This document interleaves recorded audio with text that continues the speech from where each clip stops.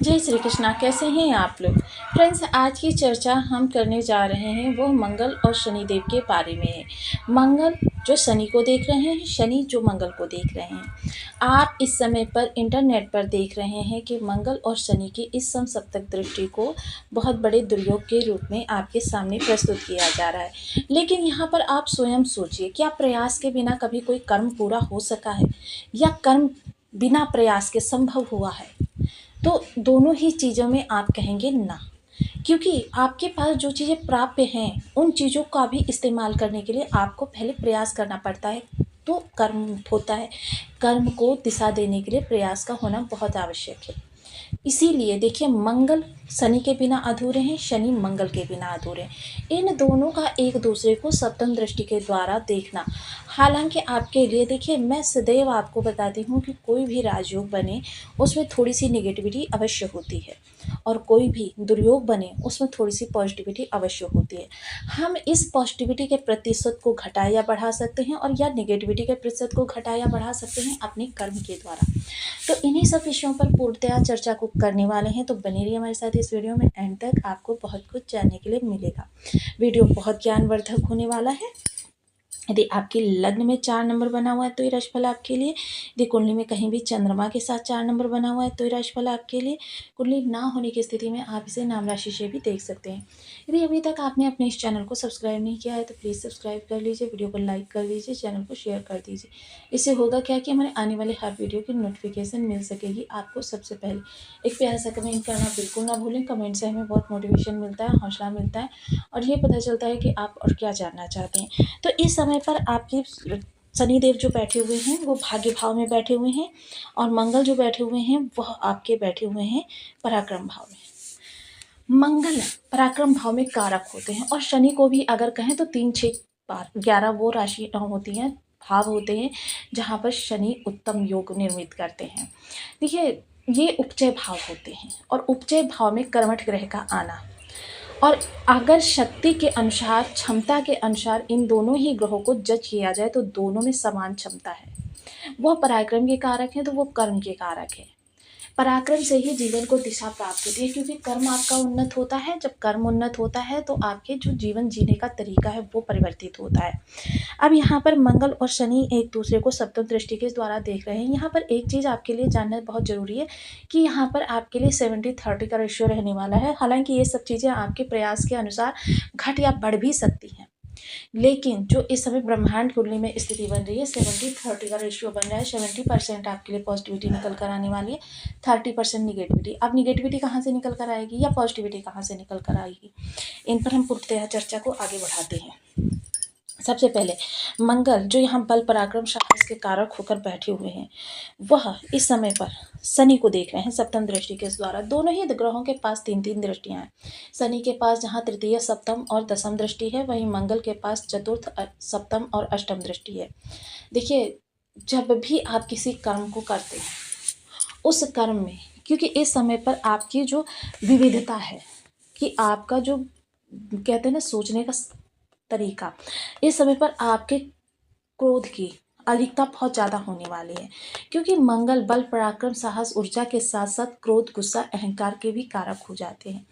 और इस समय शनि के द्वारा दृष्ट होने के कारण, क्योंकि कर्म में आपके किसी भी प्रकार की जो पुराने समय से निगेटिविटी चली आ रही है, या आपके कार्य जो संपन्न नहीं हो पाए हैं, उन कार्यों को लेकर आपके अंदर झल्लाहट स्पष्ट दिखाई देने वाली है।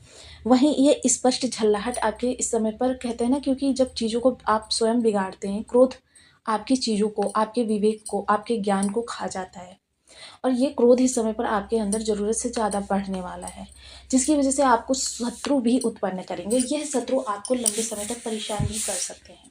तो इसलिए क्रोध पर नियंत्रण इस समय पर बहुत आवश्यक है। आपकी चीज़ों को देखिए समझ कर।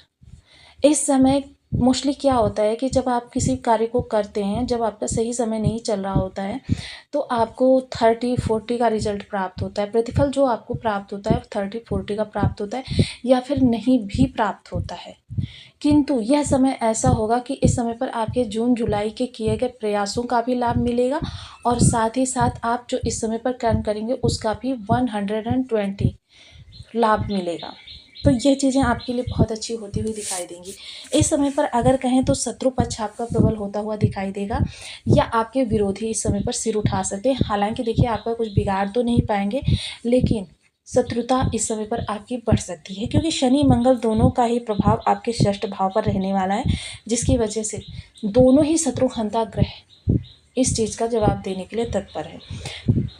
इस समय जो भी लोग आपसे कंपटीशन करना चाहते हैं उनका पराभव होने वाला है, यानी कि कंपटीशन में आप अग्रणी रहने वाले हैं। आपके विवेक को, आपके ज्ञान को इस समय पर दिशा एक ही चीज़ प्रदान कर सकती है, संयम।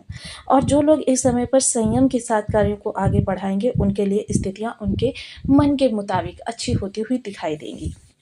चर्चा करें अगर हम यहाँ पर आपके कर्म की, क्योंकि कर्म की राशि के कारक मंगल देव इस समय पराक्रम भाव में बैठे हुए हैं। तो इस समय देखिए आपके द्वारा अगर आप क्रोध में कार्य करेंगे, तो मैंने जैसे बताया ना, क्रोध जो होता है ज्ञान और विवेक को खा जाता है।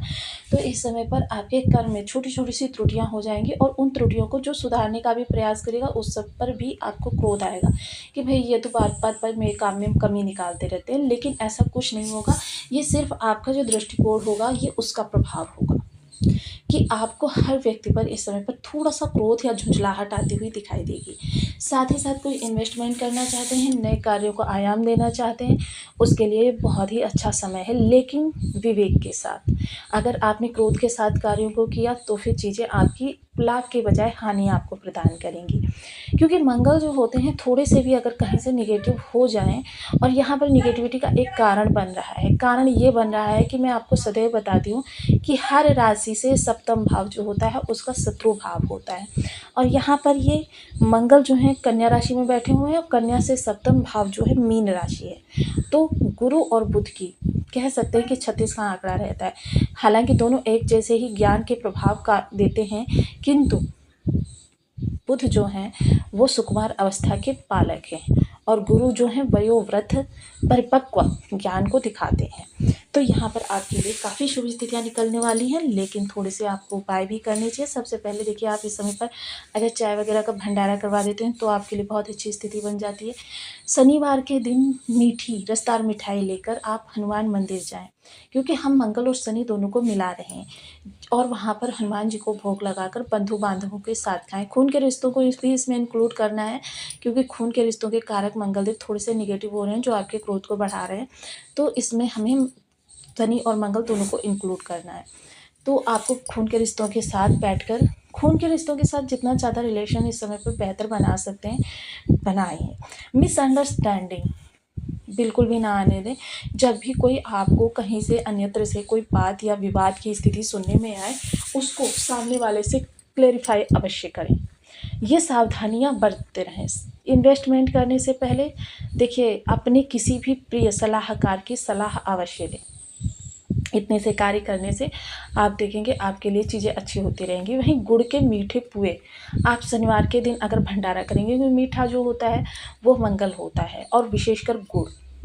तो गुड़ के मीठे पुए देखिए ज़रूरी नहीं है कि आप 100-200 हज़ार लोगों को ये चीज़ें खिलाएं, किंतु अगर आप 2-4 लोगों को भी ये चीज़ें शनिवार के दिन दान कर देते हैं तो भी आपको काफ़ी लाभ होने वाला है। तो आपको वीडियो कैसी लगी मुझे कमेंट बॉक्स में ज़रूर बताएं।